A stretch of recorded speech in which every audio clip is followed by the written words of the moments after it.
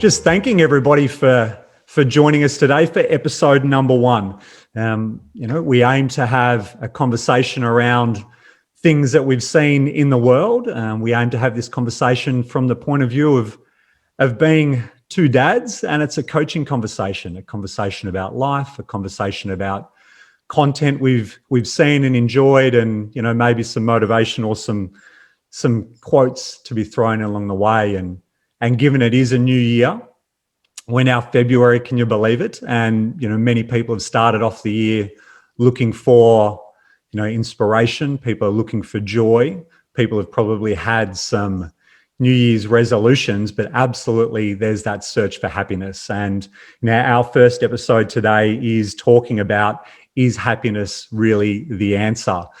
And Sean, good morning or good evening from where you are. Proud father, husband, outdoor extraordinaire, surfer, hiker maybe, and also I believe you were doing a half marathon before the world kind of changed. But talk to me, how is the new year? I did a half Ironman, and my goal is a full when the world opens up again. We're kind of taking from the standpoint to talk to you about what a global world we kind of live in. Luke and I have never met in person, and we could not live farther away from each other. So, he's residing down in Australia in Melbourne, and I'm in Vancouver, Canada. So, a lot of distance between us, but that's the world we live in now. We connected over coaching. So, that's what we're here to talk about, just like growth topics that we notice in our clients. We're also both fathers, and, so we want to just kind of get down to important issues, right? For as simple as how do we want to raise our kids, and, and it will get a lot more complex than that as well. And we won't always agree, but it'll be a lot of fun. So, yeah. So life is good, interesting. I mean, what a year 2020 was. It kind of like forced a lot of introspection and change. And if you're already an introspective person, that can be a lot. But I had a fantastic year, and I would say overall that I was happy. And forgive me, Luke, I might have rambled in the introduction there and lost, the question that you asked me. But how did the year go for you from like a happiness standpoint? Let's say that's the topic that we have. So how was your year? It was a year like no other in my life, to be quite honest. It started off being anything but happy or fulfilled when I look back at the start of, what 2020 had. And then that led to some really amazing moments along the way as I, got into the coaching side of things and really started to explore, what life was meaning to me. And prior to that, 2019 was a real challenge. The start of 2020, as you just asked, was in a bit of a horrible spot. So I look back now and it wasn't happy and it wasn't joyous and it wasn't any of those things. And 2021 feels to be in a really, really good spot. But Sean, what are your initial thoughts and personal experience on your happiness? The how, the what, the why? Like, what does that mean to you? Well, happiness is a funny subject, right? And I will give you my personal stance on it, right? Because I've read a lot of books like the Happiness Advantage and, the subject of happiness, the subject of gratitude, the subject of joy. And I've thought long and hard about how to tackle this, right? And I think that short-term chasing of happiness, and we'll get into this throughout the show, but short-term chasing of happiness will never provide fulfillment. Right. So for me, it's living in gratitude and the cultivation of joy. And it's a very long-winded answer to, explain the difference. So we'll kind of like dive into it in segments. But for me, I kind of want to explain why, like, I don't think just saying, and like, what do you want to be in life? I just want to be happy. And like, people, I've probably made that statement before. I know we've all heard people make that statement before. And the intention is solid, but I think we both know why that's a terrible plan. Yeah, I totally agree. So why do we often start in a place of really good intention? I want to be happy, and we grow up saying or hearing that from people around us. But it starts from a good intention. But where does it kind of go sideways in your view? In my view is that, life is kind of, I think, designed the way humans have designed life is like designed to overwhelm us, right? Like, so, like by the time you get out of high school, you've been taught some specific things about specific things, right? But, you're still just, it's still just a system that was built on the back of the Industrial Revolution to create solid workers, right? The education system hasn't really changed. And it doesn't really teach you how to critically think, and how to like identify like markers for what's going to make for a meaningful life, what's going to provide purpose. We don't even really talk much about meaning and purpose in high school, right? At least I don't have many memories from that. So, like a foundational, inhibitor and a foundational kind of like problem that gets people stuck in the first place, like why self-help is such a rapidly growing industry, right? From a book standpoint, it has been for a while, but, from a coaching standpoint and it almost being in vogue to, get a therapist or get a coach now. It really just kind of stems from that because the system isn't designed very well to teach us how to reflect, how to audit, and how to be at peace with the conversation that we have with ourselves in our own minds. Now, it's a bit of a ramble, but I tried to make that as short as I could for you, my friend. I got it. I like it. I agree. I think the challenge that we have is that, we're pretty simple creatures. And the world that we live in at the moment is anything but simple. It's very complex. There's a lot thrown at us on any particular day. And I think that's part of the challenge that we have at the moment. And, how do we find our way back to less complexity? I think that's what it is. How do you have a little bit more, simplicity in life, which can lead to some of these other things that hopefully we'll talk about today. Actually, that makes me think of something I want to jump to. We were going to get to it, but I think you segued perfectly. So let's get to it now. You had me watch The Minimalists, right? Yes. You had me watch their new documentary. I'd watched their previous one. I didn't realize they had a new one. Yes. And there were so many thoughts from that podcast that just had me thinking like, wow, like apart from the minimalism factor, which is actually a pretty big part of the damn show, but yes, a lot of the things that they said about like this, how to live like a simple life, right? And like how like joy creation is the byproduct of effectively just kind of like simplifying your life and having less things. Yes. I think it's a pretty good topic to talk about, for this podcast. So fire off your biggest takeaways from that, because I thought it was incredible, right? People should watch it, take the 53 minutes to watch it. But if they don't, what are the biggest things from that show, Luke, that people want to know? Yeah. I tried to go back and find a whole heap of different stuff to talk about. But the thing that really stood out to me, there was two parts, and one lady, and it was a very, very random comment, but it really resonated with me. And she said, I bought a scooter and I thought it would change my life. And I think she lived in Atlanta, and she was talking about then the challenges of riding a scooter in Atlanta. I haven't been to Atlanta, so I have no idea what it's about, but that really stuck to me in regards to I'm buying a scooter. I thought it would change my life. And then there was another quote from someone, and it said, everything you have today is the ground floor of what you want tomorrow. And that kind of sums up what I think is a really huge challenge is we are on this constant need to collect and buy something else. And often when we've got that thing that we think that we need, it's then right, well, what is next? And that was the real kind of crux of what I think sold me on that whole space, right? And I didn't necessarily say all of a sudden I'm going to have a packing party and get rid of everything in the house, but I started to then reflect back and look at what life is now for us as a family, and it certainly is less than what it used to be. And I think there's the opportunity to be happier with that because, again, everything you have today is the ground floor of what you want tomorrow. And I think when you go down in that mindset, then you just get into this collection mode of buy, consume.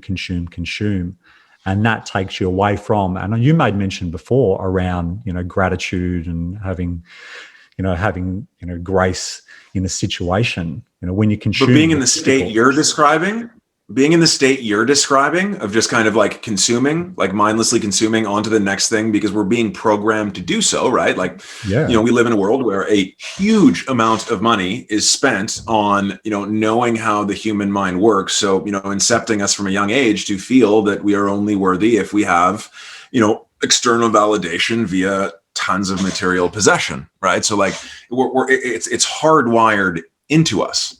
So, let me double back there. I want to kind of make it like a coaching question, I guess, if I could, right? Yeah. Like without telling your client, because, you don't wash your rental car and, you're not just going to tell your clients how to live their lives. But, when you notice this in a client, right, how do you work with them to kind of get past it and kind of get them back on the right track? If they're saying that they are driven by all of these external factors, is that you get from them like this is the life that they live, right? Like when you see their goals, the goals are very ego driven or status driven, right? And like everything that we're chasing is external, because I've noticed that with a client, right? And I've had to kind of like my duty to kind of make them aware, So what would you do with a client when you kind of realize that they're basically doing the opposite of what is being prescribed in this documentary? I kind of get down the path with them in regards to asking, what matters most to them. And I really try to take it all the way back to the start. So if someone's talking about a high-flying life and buying all of these things, and it's not about not enjoying it, because, that is also part of life, right? It is about doing things that excite you and gives you energy and momentum and being in the moment and going, wow, this is fantastic. But I think when people start to look at it, and you mentioned the ego before, and it gets out of control, that's when I kind of get into the whole piece of, well, what is life really about for you? What are the things that really do give you long-lasting feeling of, joy and fulfillment versus just being in that moment? And it's not necessarily saying walk away from all of it, because it's not my place. It's not our place to actually say that to someone. But I try to take it back to the start. Like, where did this come from? Why is that something that you value so much? What are the things that, What about taking it to the finish? Sorry to interject, but what about also taking it to the finish? I just, as you were speaking, I thought of something from, the one of the Bibles in management philosophy, but Stephen Covey's 7 Habits, right? Begin with the end in mind. Yeah, you know what I mean? Like Brendan Burchard talks a lot about that in the High Performance Habits as well, right? About clarity, right? Like beginning with the end in mind and clarity, and that, clarity is a high performance indicator, right? I find that usually when you are shooting for those targets, and this is a generalization, so I'm not going to be obviously 100% accurate here, but high achievement, a clear indicator for it is clarity, right? When I talk with somebody who is just kind of jumbled, right? Like, messy energy, just not really focused, not really, not really kind of achieving, usually lack of clarity, right? Lack of clarity on that, target, on that destination, on, what will make them happy, right?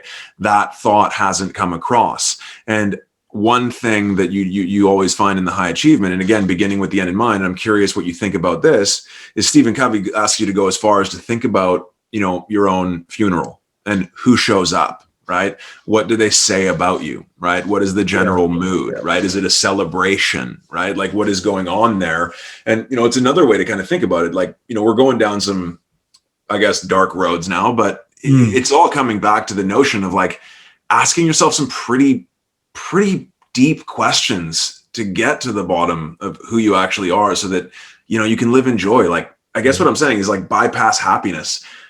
I'm not anti-happiness. I need to be clear on this. I'm not saying that like, don't be happy, don't chase happiness. It's a mistake if you do so, but it's fleeting, right? Like like you said, if you ask yourself the right questions, have the right filters for life, and you come back to them often enough to be clear on, is what I'm doing and where I'm going to provide fulfillment and joy, and you come back there often enough, then you're not going to get lost. You're not going to veer off so far away where you have to ask like, what the hell is going on with my life? Yeah. You know what I mean? So like, yes, I think joy and happiness and fulfillment, but mostly joy and fulfillment, it takes some work, man. It takes some effort. Yeah, it does. And, you talk about the end and then you get into that whole piece of kind of legacy and whatnot. I think the challenge is people often look at a goal and that goal is then wrapped into that happiness piece versus this is a way of life. And I think when you start to explore and say, well, this is the way of life that I want to live, then you're less likely to get sidetracked and head into particular directions because you're focused on a thing, right? If it's a way of life, then it's the ongoing, journey mentality. Yeah, whether or not it's the journey or the story or however you'd like to do it. But if you approach it from that direction, then you're not getting caught up in this particular plot here, and then I go further down the road and I've been caught there, and then so on and so forth. And that's the challenge that we have. So, going back to your original question, it's what kind of life do you want to live? What are the values and beliefs that you want to go by? What matters most to you, and even what you were talking about then. If you're getting all the way to the end, what are they going to say about you? Did they say that you had a fancy TV and a beautiful house and a really, cool car? Or did they say that you were the kind of person that always brought, integrity to a situation, always shared wisdom and knowledge, you always had time for people? Like, these are the things that I think more people need to be exploring as time goes on, and not just wrapped up with the shiny thing that, can get scratched and dinted and lose its appeal very, very quickly. Well, no, you said it. And another thing that I thought about when I watched this program, documentary, movie, whatever we want to call it, and I already did feel this way, but it just cemented my belief that, invest in experience. Like have some material things, sure, right? Like, I'm not going to tell somebody not to, right? Like, I'm guilty. I'm probably going to get one of these Pelotons to have in my house. You know what I mean? So like have some things if they serve a purpose, but be careful getting carried away so you don't get owned by your things, right? Like, there's actually a lot of freedom in just kind of being free to be up and travel with your family, like not have to worry about so many things and just have that like freedom to move about, right? So do you want that? I think that's another kind of important question. And it's a question I do ask clients as well, right? Is like, do you want to amass things or do you want to amass experiences? Because at the end of the day, when it's all said and done, this is what gets left out of the basket a lot when we plan our goals and we think we're designing them to be happy, right? Like, we're like, ooh, if I hit these goals, I'll be happy, right? Because what's often there? Money, right? We're going to talk about money. Like, that's one of the goals. We're going to chase it. When we get there, we should be happy, right? But it rarely happens. So, it's just kind of that foundation of just, again, it just always kind of bounces back to clarity. And it got, I went on a bit of a loop there, but I'd love to hear your thoughts on the matter, before we close out kind of the minimalist talk. Well, maybe I'll close this with a minimalist. And he said there was more toilets than people within the house that he was actually looking to purchase. Mm-hmm. And that for me was like, okay, well, what is driving your decision-making process here? And what is actually driving you to collect stress, collect bills, collect debt, all of these kinds of things? And he was, there was more toilets than people that could possibly get into the house. And I thought that was a really interesting way to look at it. So maybe we'll close there when we talk about the minimalist. But, I'm glad you watched it. I thought it was an absolutely amazing movie, and really sparks to go into all kinds of different directions. It wasn't just necessarily live in a minimalist way, but it's also going back to what is driving you.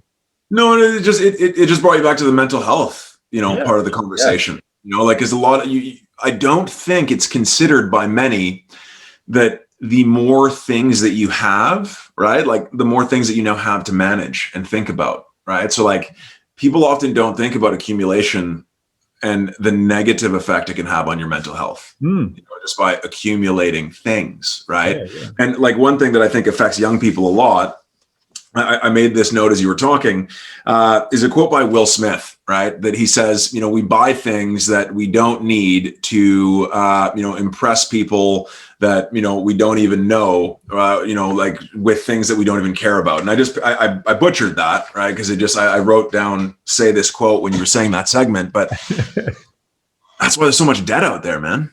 Like, that's why there's so much debt. That's why people are carrying such heavy loads of debt, and, image matters so much. And that's why, fashion isn't seasonal anymore. It's weekly, with like updates at these fast fashion stores, because it's about what's next, right? Got to have a different look for, social media, and just always got to be impressing. And I've always got to be right. So thinking external, right? We are taught in this society to think outward first, not think inward first, right? We're told to put on our masks, put on our modern day armor and our multiple layers of it, and, go out into the world as this person you think other people need you to be successful. Now, think about that for a second.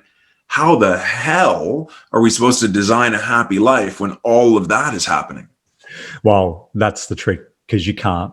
And that's the point. Like, that's the point of this whole thing is, at the moment, it's geared for us to actually not be happy and to keep on buying all of this crap that we don't need. Like, you can't. The question that you've just posed, the answer is you cannot be happy. At some stage or another. At some point, man, it's a zero-sum game. The world can't keep up. At some stage or another, it falls over for you. And if it doesn't fall over for you, then it'll probably fall over for your kids. And that's another conversation for another time, maybe. Yeah, we're getting away from it. We're getting away. Hey, I know that you're searching for it, but I'll ask you this, and this is a quote. So, action may not. Oh, that's the one that you are asking me. But happiness is when what you think, what you say, and what you do are in harmony. And this was from Mahatma Gandhi. So talk to me. Yeah, no, this quote is kind of central to kind of why I coach, right? So I'll make this kind of as brief as I can, because this is the quote on happiness that kind of just says it all. You know what I mean? Like it really is, like, this quote in itself is a guide to living a pretty damn good life, right? Yeah. And this is central to my coaching, and like basically what I do when I coach people is I try to get them to what they think is their finish line a lot sooner, so that they can then reset the finish line, right? And realize they're actually chasing a moving target, right? So I want to get them to their financial goals and to all of their goals way faster, so that they can, realize life is happening right now. So let's just live it all the way. And what this quote says to me, right, is that there's so many less things to remember, the stories you tell yourself, others, if it varies from the truth in any way, right? But if you can live in that straight line where, happiness, thoughts, words, and actions, they flow. Oh man, it's a beautiful place to be. Like, I don't always succeed, but I try. You know what I mean? And just making that effort of trying to have, my thoughts, words, and actions fall in line. Yeah. The intention alone gets me a lot closer than if I didn't have that intention. I'll tell you that. It's that whole alignment piece. Yeah, I get it.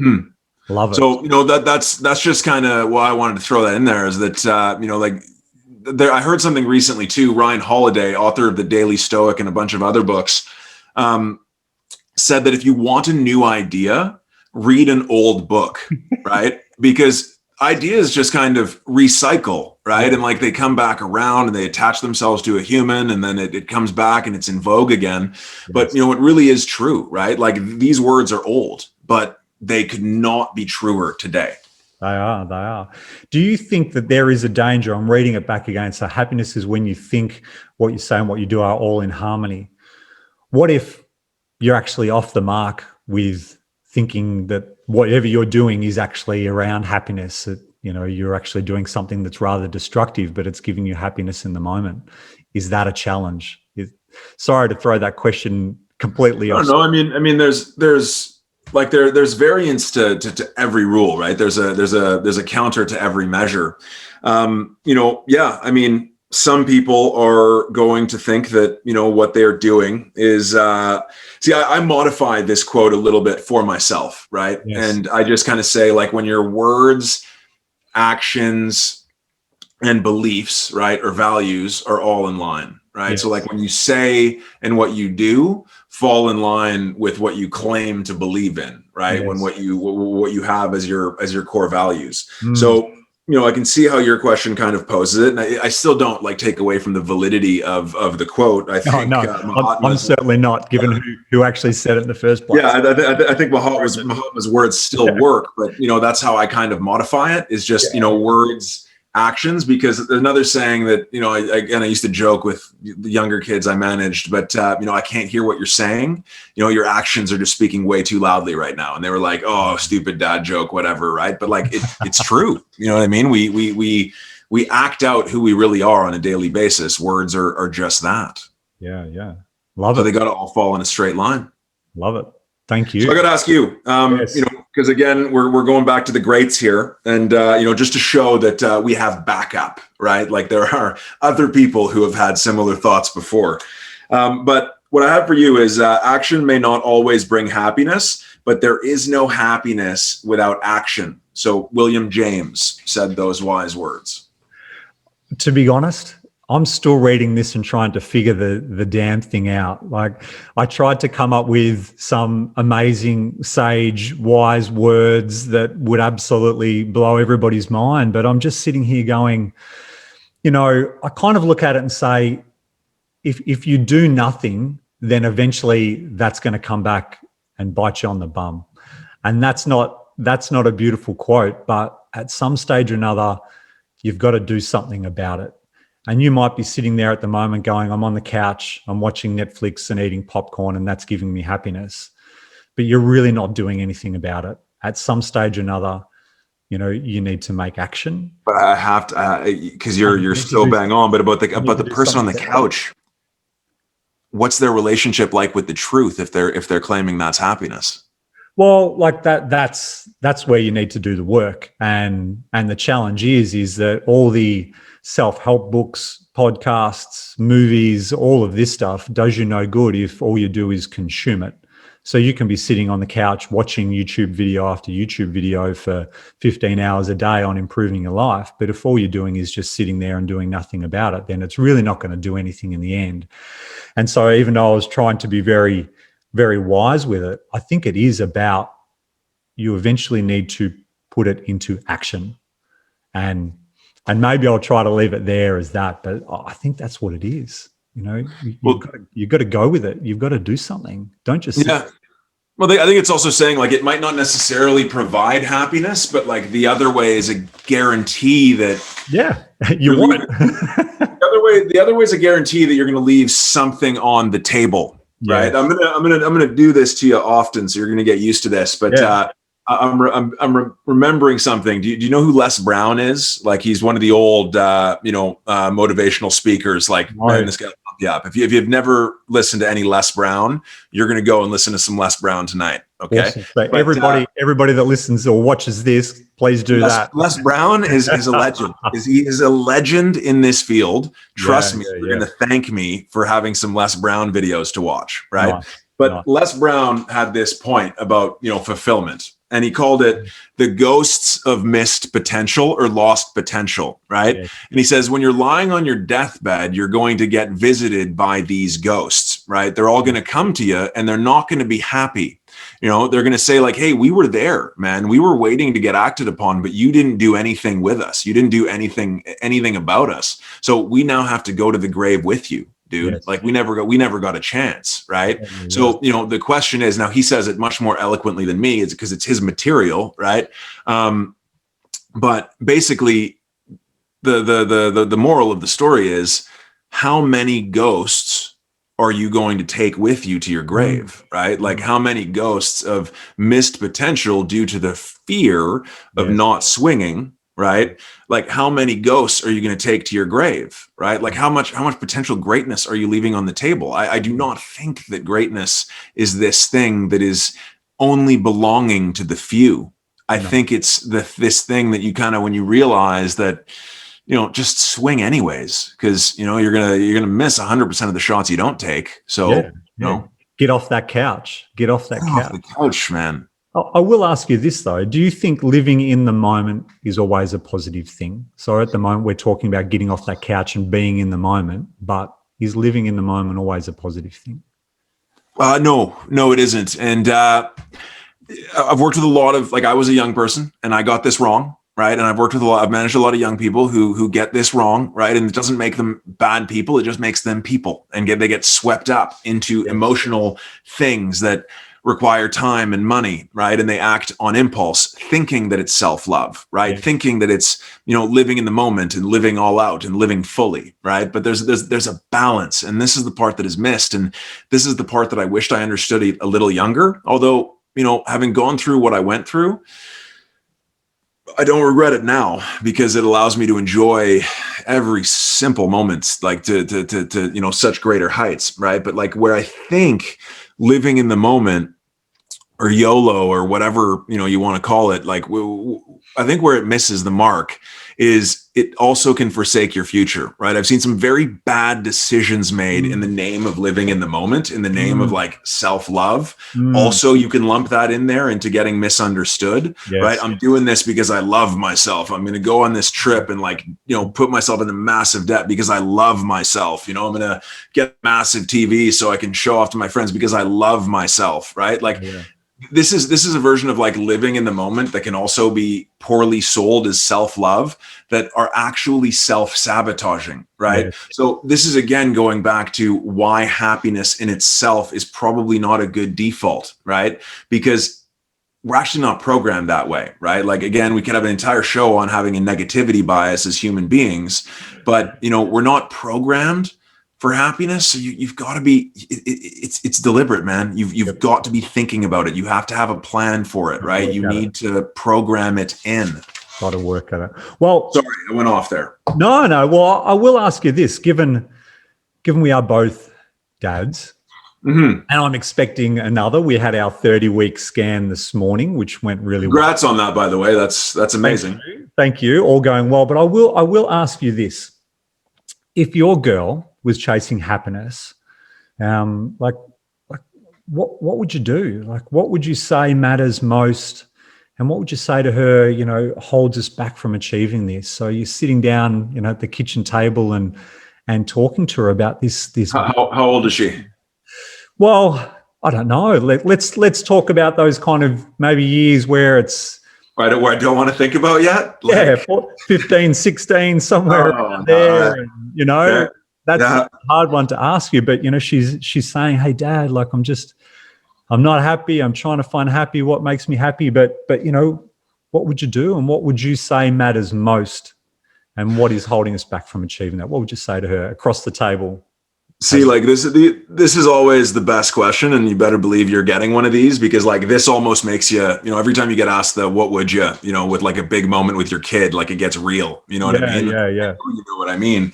But honestly, I hope I would have done a better job up until that point, right? Like, I hope I'm not too extreme, but, I already have certain books that, I want my kids to read at certain ages, like to teach certain lessons. There's things I'm going to be quite frank about as a father. I'm going to let them know what the world really is. I'm not, it's not going to be a fairy tale, right? I'm going to be quite honest, not in a scary way. I'm not an ogre, right? But like by the time we get to that happiness conversation, it shouldn't be that difficult because of all of that. And I hope I didn't detour around your question, but I'll finish with this, is that when it comes to it, I would literally just start asking questions, Luke. Like, I wouldn't be telling her anything, right? I would literally just be asking her questions. I would be doing what a coach does, and I would just get to the bottom of what is going to make her happy and let her find it herself, right? But I'm planning on and really hoping on raising children that are going to be a lot more self-reflective than that, so that, I don't get that question. Yeah. But at the end of the day, man, it always comes back to that, right? Like, you ask why enough times, you know what I mean? Like, they have the answers. Like, okay, you're a kid. I'm going to put you on the spot here, right? Like, same kind of question.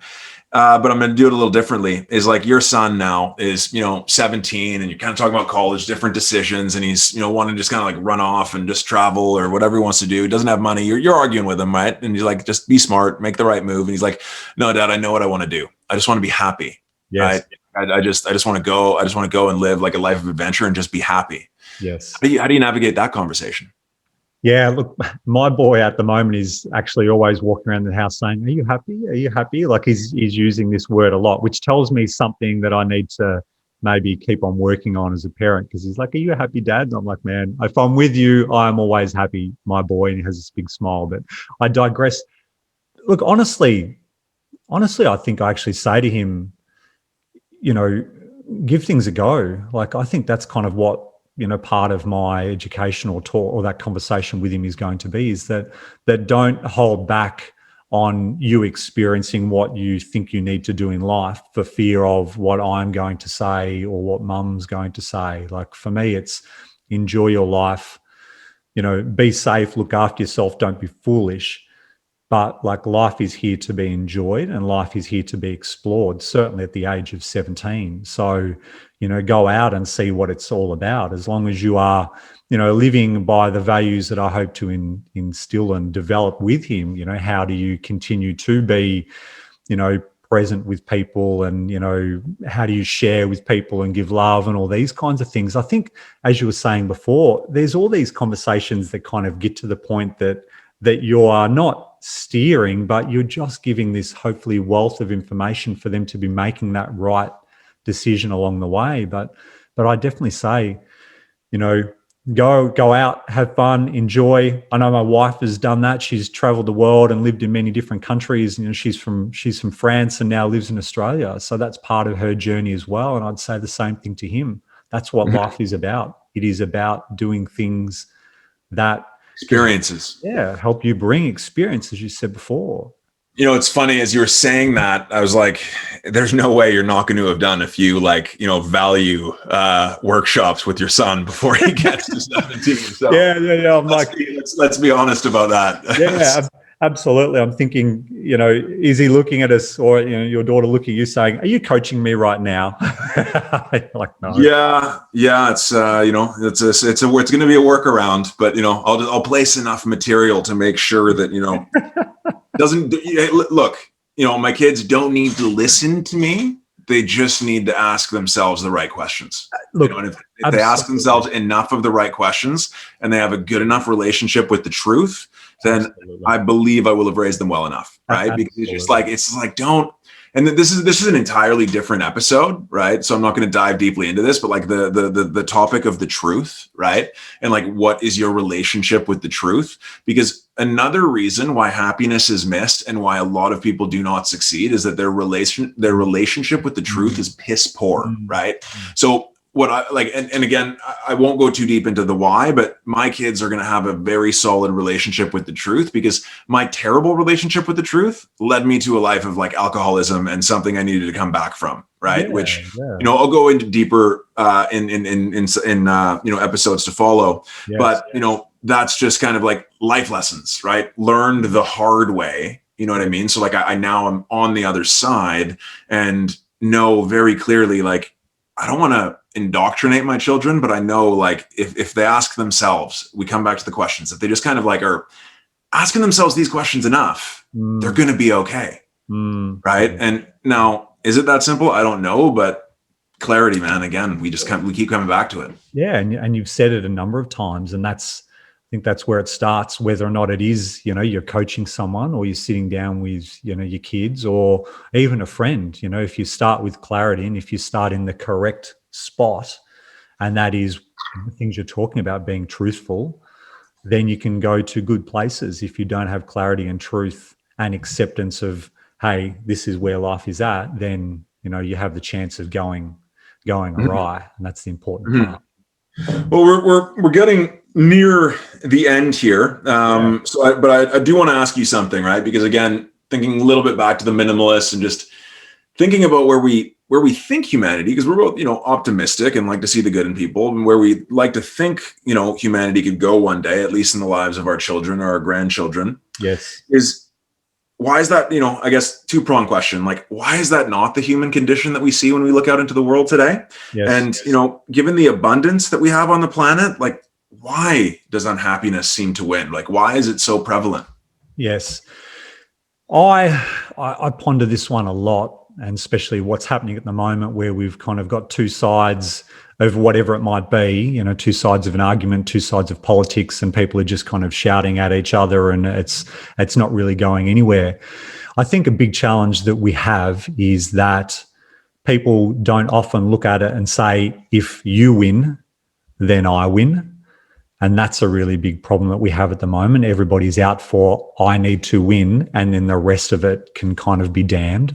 And that is a real problem. And, I don't claim to make that quote up. I've certainly heard that somewhere, but that's part of the challenge that we have at the moment, is that there is a lot of, self-center and self-serving kind of narrative. And, we need to get past that. Like, if there's ever a time that says we all need to come together and we need to bandy around to actually getting through this to, move civilization forward, it's right now. So how do we look at other people and say, I support you because that's going to help us in the long run? That's a big challenge that we have. And, we need to move past happiness. And then, we touched on before, we need to get into that fulfillment piece. That's kind of the key for all of this. Don't go along the material route of happiness, get into the fulfillment part, which is really, really, another conversation, I suppose. Mm-hmm. Yeah. And last point I'm going to say on this before I hand it over to you to kind of bring this home is our world, like our planet, and my green thumb, my outdoorsman, is going to kind of come out here a little bit, but like it does not take, a polymath or a brilliant mathematician to put some equations together to say that the world needs us to find a slightly amended way, right? Yeah. Because for most of us, this is the only planet we're ever going to know, right? And we need to start treating the planet a little bit more like an extension of ourselves, right? And not just there for us no matter what. Because, I think we're stretching it already, right? We're starting to stretch it a little bit. And, this blind consumption path that we're on, where growth is the only metric in every economy, it doesn't take a polymath to say, where does this end if we don't figure out a way to do it a little cleaner, a little better, and consume a little bit less, right? Yes. Yeah.